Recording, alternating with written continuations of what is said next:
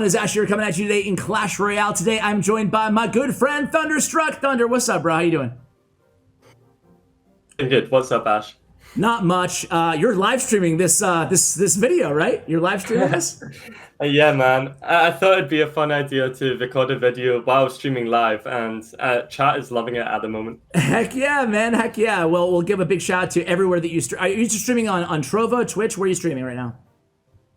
I'm streaming on both right now, Twitch and Trovo. So if you guys want to check me out, go on, head on over. That would be very much appreciated. Yeah, we'll have all the links for Thunderstruck, obviously, in the show notes below, guys, along with the deck links. Support my guests here on the channel. It helps support me and the channel as well. So, Thunder, what do you have in store for us today? Well, we can see it. What is this deck, bro? What is it? Why do you like it? This deck might be one of the highest skill cap decks in the game. If you play it perfectly, you can win any matchup, but it's really hard to play it perfectly. That's my title right there. Boom. Okay, so... Okay, tell us how the cannon cart and the lumberjack kind of synergize with the rest of the deck, like the bridge spam elements. Like, what are you trying to do here with this thing? Sure. So the reason you have cannon cart and lumberjack is because you have these really amazing bridge spam ground attackers, and even though your only air defense is magic archer and skeleton dragons, you can use your what's it called? Ground troops to pressure opposite lane or whatever, and it huts his elixir, and he struggles to defend. Okay, so what do you try? Well, let's go ahead and start going through the matchups here, but like, just talk to me. Is your main condition in this deck, like, what's doing the most of the damage? Is it just Battle Ram, or is it a combination of things? Magic Archer? Like, yeah. The main thing is to just overwhelm your opponent over time. You will be getting those juicy Battle Ram connections, but it's really matchup dependent. Sometimes you win with a cannon cart, sometimes you win with skeleton dragon, sometimes you win just by spell cycle. So it's really inconsistent. In terms depending of on the matchup. Yeah. And my final question, just because I like to actually know this before we go into any gameplay, because it's just like, for one thing about me with every deck is I kind of want to know how to respond to beatdown, especially with Golem being so prevalent right now in the meta. So they drop a Golem in the back, all things being equal, you're in single elixir time. Are you just applying pressure with like a Battle Ram, or are you going all in with a deck like this? So if they drop a Golem in the back, you have a couple of answers for that. You can either Battle Ram, Cannon Cart, or even Lumberjack.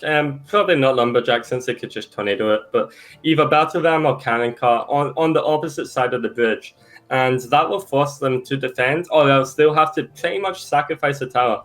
And if they defend, you can easily defend their Golem with just Skeleton Dragons. Skeleton Dragons have a crazy amount of damage per second.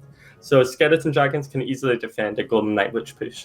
Okay, sounds good, man. Let's go ahead and go into the first match that you have here against SB. He's been on the channel before as well. Really good player. So let's break this first. Want to start with the one on the top? Sure thing. All right, 3, 2, 1, play. Do you think Skeleton Dragon needs a nerf? Oh, hell yeah. I'd say it's the best card in the game right now by a long shot. Damn. All right. Okay, cool. All right, so here we go. First match. Bring us into your... We're actually watching it from SB's perspective here, but talk about your starting hand. Talk about starting plays. So the safest starting plays is Bar Barrel, Hero Spirit are splitting Skeleton Dragons in the back. Those plays, they can't really punish, and it's always safe. Okay. So when he has his log out of cycle, we always get value from our Hero Spirit, so that's why I play Hero Spirit right there. And unfortunately, the Lumberjack dies before the Hero Spirit can connect, but we still get a decent value from the Lumberjack Rage and a saucy prediction on his knight. Ooh, nice, nice, nice. So you're playing, like, it seems like you're playing a little bit aggressive here, but you're kind of also, you know what deck he's running, and you're taking kind of the opportunities that he gives to you with calculated kind of predictions. Yeah, if he has Tesla out of cycle and I can easily rage Ram Rider down his lane, I'm going to do it. Yeah, okay. So here, you delay a little bit, go with Lumberjack in the back, same lane. Like, what's going through your head right now?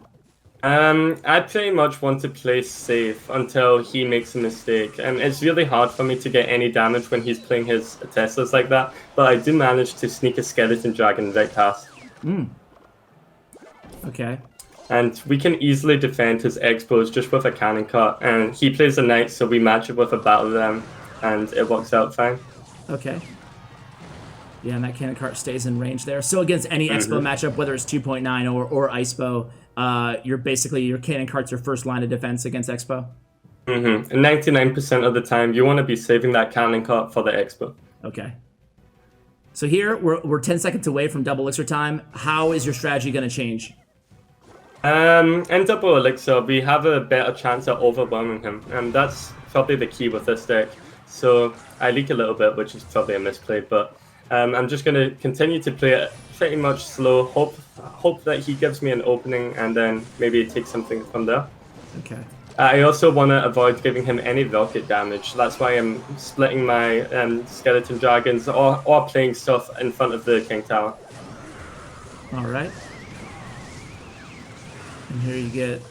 So I noticed that you usually start when you don't... I'm not saying you don't know what to do, but when there's no obvious play, especially in double elixir, do you just start like a Lumberjack in the back trying to build like a rage opportunity? Yeah, pretty much. It's a pretty safe play, and it creates a push. We get a lot of Magic Archer damage here. So much, and it's still shooting away at that tower. That Magic Archer is definitely... What? Bleep? No, I don't know how either. Nothing targeted it on. Okay. I will happily take it. All right, so that was really good. He goes for the defensive Expo, and you still go pressure here. Split lane pressure. Yeah, you see I'm playing my Scary Dragons in the corner, and that forces him to play Tornado on them, because it's really awkward for his deck to actually defend Scary Dragons. He doesn't have Fireball, Ice Wizard isn't ideal, and you can't really play Tesla on top of Scary Dragons, so that's why I'm playing Scary Dragons in such a weird, awkward spot for him. Okay, yeah, that's good to know, actually, because I noticed that as well. In terms of, and then you go Lumberjack in the back again, are you totally... How do you decide whether to split lane push? Is it just when he doesn't have the Tesla in hand? It's Tesla, it's Rocket, it's Expo. You always want to be careful about giving him too much value. Yeah. So whatever that be, it's just always good to be safe. Yeah, because I'll be honest with you, man. Like we all know I'm a noob, but I definitely struggle with knowing when to just go all in one lane versus go split lane when it's not obvious. Like if they have Rocket or Fireball, like obviously I'm not going to give them too much value. But other than that, I'm not sure when is appropriate time to split lane pressure, you know? So, yeah, and we eventually split lane enough damage that we end up taking the right tower instead of the left tower. Yeah. And there you go, or our left, that's our point of view. And there you go, Fireball to finish things off. GG's. All right, well done there. So kind of as we go into the next one, overall strategy there, it seems like very, very slow pace, single elixir, very responsive in the first 2 minutes. And then, try to build pushes from the back, Lumberjack in the back a lot, and try to basically, I don't know, you got a lot of Magic Archer value. I guess you were pretty aggressive with your Magic Archer in kind of a strategic / tactful way. Yeah, because same as the Skeleton Dragons. Magic Archer is really awkward for him to actually kill. He doesn't have a Fireball or any good answer. So it's good to get value out of it. Okay, let's go into the next one. 3, 2, 1, play. And what are we going against this time? This time we're watching from your perspective against Mega Knight Bait. Alright. So Mega Knight Bait really struggles against my Fireball Bait cards. So my Skeleton Dragons, my Magic Archers. So we want to be getting maximum value out of them. And we also want to avoid giving him any really fat Mega Knight value. Okay. And I noticed that you played that Lumberjack there, just kind of a little nuance that I like to try to pick up on in these matchups. It's like, I think I would have let that go and let Skeleton Dragon defend, and I probably would have lost like half my tower, Yeah, Lumberjack is perfect for that because the main thing about the Lumberjack in this deck isn't quite the Lumberjack itself, but the Rage is actually super useful. And now you have a nice little counter push opportunity, no Mega Knight in hand. Yep, it's really awkward for him to defend all of this. He doesn't have many good answers, and we end up doing a lot of damage from the Skeleton Dragons. So you're going against Mega Knight here. Obviously, you have a good response in the kind of bar barrel to a lot of what he's going to be throwing at you. What is your, what are key cards, or what are indicators that you're waiting for here? Like, why did you go in so aggressively with the Battle Ram? That might have been a little bit of a mistake, but it wasn't a big deal. Since we had the Rage, we ended up having a Barbarian that connected for, I think, 2 or 3 hits, which adds up to, 500 damage. So 4 Elixir for 500 damage isn't bad. Not bad at all, no. So are you trying to attack when the Mega Knight, every time the Mega Knight's out of hand, get a little bit more aggressive if the opportunity's there, or if you have the elixir, or no? Is it not as that easy as that? Pretty much. If his Mega Knight is out of hand, we want to make sure to have maybe a Magic Archer or maybe a Skeleton Dragon on board, just so because he will try to defend with swarmy spam units. We want to have an answer for that. Okay. So here the match crossing over now to double elixir time. I mess up this Hero Spirit. You're actually able to defend all skeletons, but it's really hard. Like barely any pro gets it 100% of the time. Yeah. So here you're just being like, it doesn't seem like you have a offensive strategy other than just react to him and kind of wait for your opportunity. And yep, and as you can see, we eventually get him to play his Mega Knight, and now we finally have an opportunity to go in aggressive. Okay. We have the Rage, we have the Heal, we have the Skeleton Dragon, so this is the perfect opportunity. We get a Battle Ram connection, and the Mega Knight still doesn't kill much, and we take his tower. And that was GG, and that whole match just came down to you being disciplined, defending, and just waiting for Mega Knight to be out of cycle in double elixir time and attack. Defense is everything with this deck. And I don't think you fireballed once, maybe, unless I missed it. Neither do I. Yeah, I think you're right. So some matchups, obviously, you just, don't need. All right, let's go to the last one here. What is this one? 3, 2, 1, play? All right, so watching from your point of view again against classic Logbait, it looks like. So similar to the Icebow matchup, you want to be avoiding giving him any rocket value. And we have a pretty awkward hand here. Let's see. I play reactively to what he does. Okay. So keys against Logbait. You want to make sure they never outcycle your Barbarian Barrow. Okay. And also you want to... he struggles to defend big pushes. Inferno Tower is good against small little pushes, but when you have a Battle Ram, a Cannon Cart, a Magic Archer all on the board, the Inferno Tower will be overwhelmed. So if you want to break through, you want to do big pushes, but not too big, or else you'll just rocket them. So you went aggressive there in the right with the Cannon Cart, the Lumberjack, the everything there, the Magic Archer. Is that all to help you get back to that Goblin Barrel as well? Yeah. Pretty much, but also I knew I could get a little bit of damage and force him to at least force him to at minimum play 5 elixir for my Cannon Cart, so it was worth it. Yeah. Kind of in a sketchy position here, but I think our Magic Archer clutches up. Yeah. Gets everybody kind of close enough. And now you have your Bar Barrel back in hand here, you play Lumberjack. Yep, just to stop that one Knight hit, and he doesn't really have much answers in cycle for our Lumberjack, so he has to play Log and Ice Spit, which is not ideal for him. Okay. So now what are you thinking right now with 20 seconds left in single elixir? Like, what's going through your head at this point in the match? Just to make sure I don't mess up the tricky Goblin Barrels. I'm always focused on that. Yeah. And then I also need to avoid giving him any rocket value here, so I play Magic Archer opposite lane instead of same lane. Okay. And again here, it seems like just like every match so far that we've covered, you're not being super aggressive. Like maybe once in a while, but you're always reacting to his cards, never just spamming. Yep, it's a really defensive deck. Yeah. Even though it's bridge spam, it's surprisingly defensive. All right. If people don't have like, I don't know, skeleton dragons, they can go baby dragon, I assume. And if they don't have, or no. I'd say Inferno Dragon might be better, but because next Dragon season they won't be well. leveled up, you know.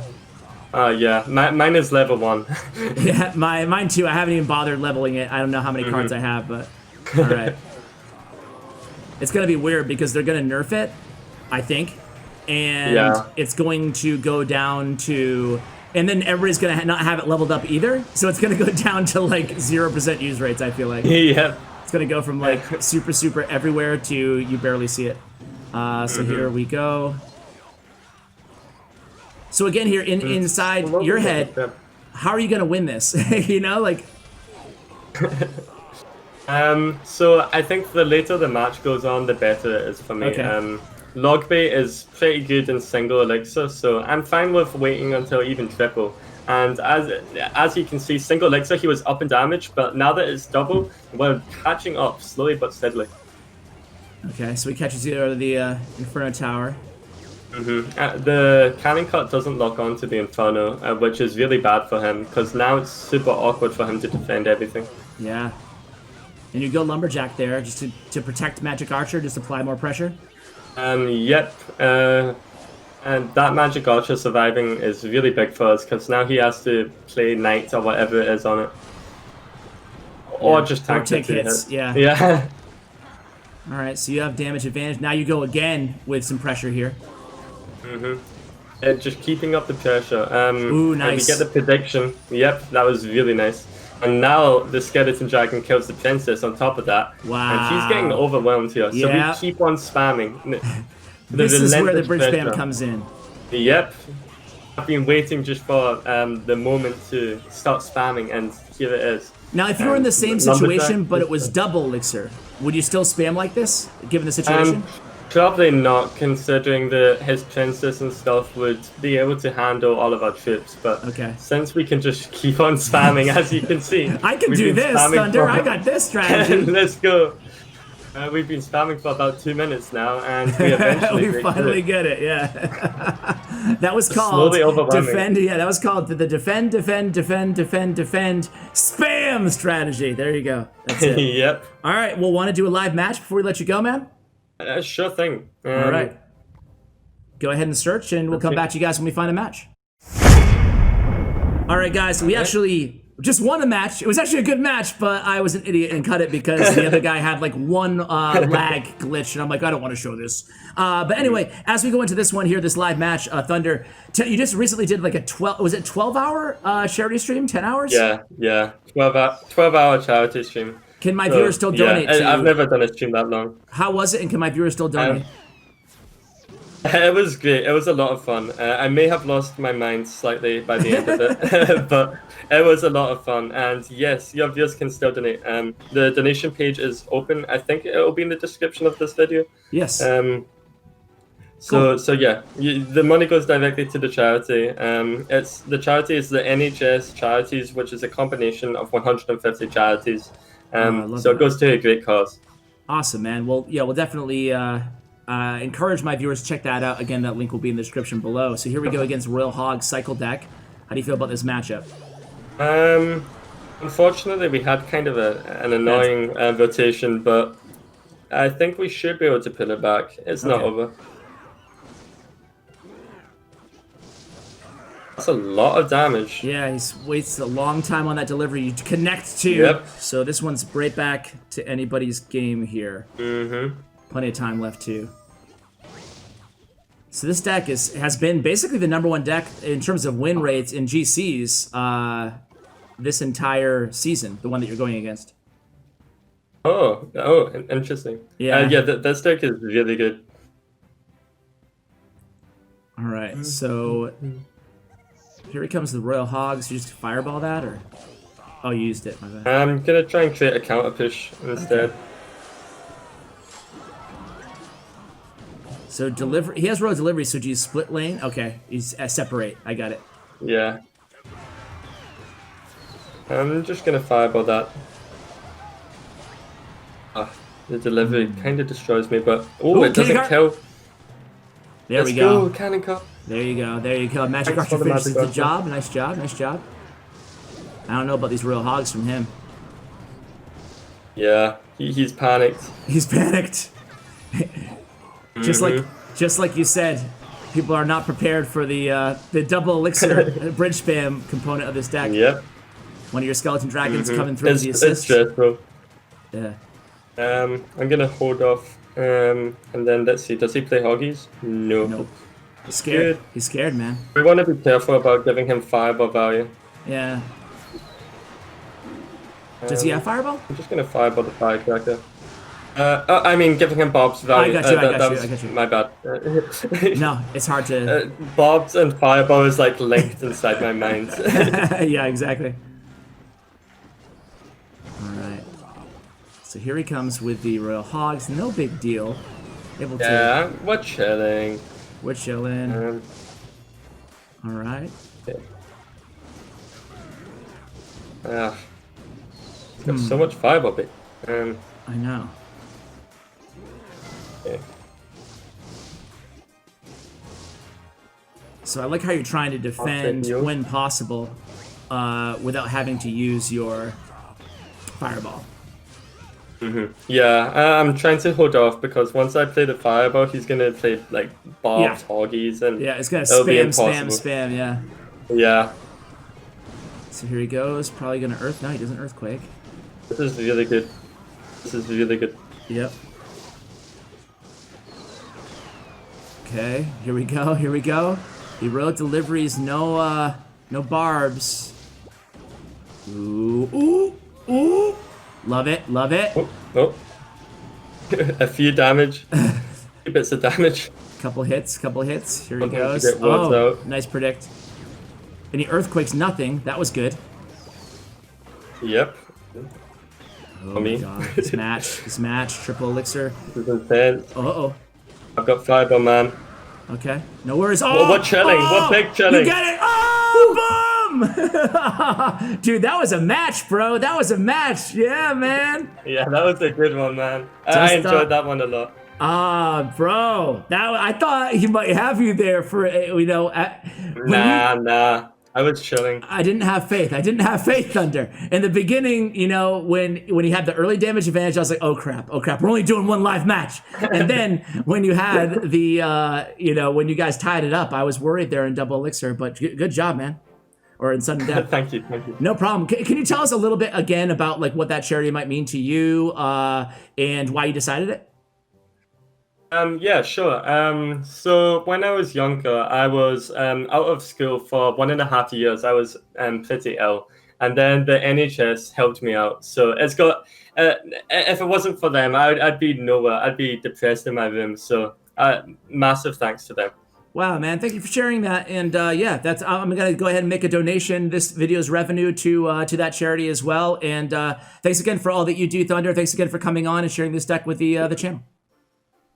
Thanks for having me, Ash. I really appreciate that, man. No problem, guys. Check out Thunderstruck's player information stats. Thanks to statsroyale.com. Huge shout out to Bren Chong, my YouTube partner, and follow, obviously, Thunderstruck. Shout out to his stream. Who watched this video live. Go ahead and follow his all his social media, and his streaming locations will be listed again in the show notes below. Thunder, thanks again, man. Thanks for having me. No problem, guys. That's going to do it. Thank you for watching, and as always, take care, guys.